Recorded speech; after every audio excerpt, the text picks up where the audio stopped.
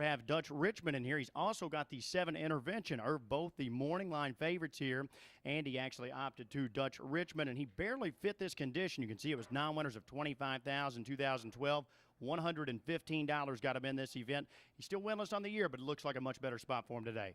Yeah, that's why I put him in this class down here. I thought it'd give him a good spot to race a couple times, and Adam Bowden, Diamond Creek owned part of the colt, so I thought it'd be nice to race him down here too.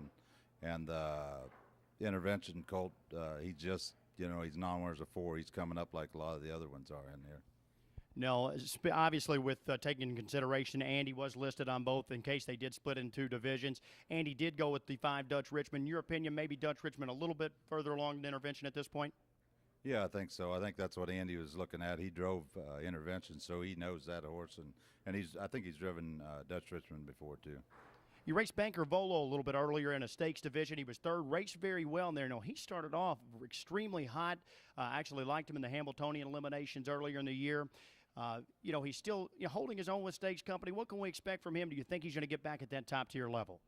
Yeah, I mean, he raced a real good race today. He's just had one thing after the other bother him a bit, and today he put in a real good effort, so we'll see how he comes out of it, hopefully starting back next week. I think going into the year, he had all them wins, four or 5 wins before we started in stakes competition, but he was beating non-winners horses, and when we raced him against stakes competition, it was just a little tougher than the rest of them. We raced him probably a little too hard right at first.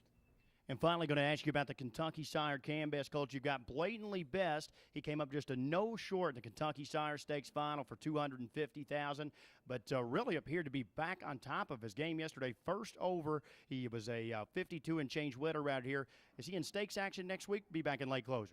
Yeah, he's back in the late closer. He's not eligible to stakes here. He's eligible to some other stakes later in the year, so we'll see how he makes out next week and then decide to go where we go from there.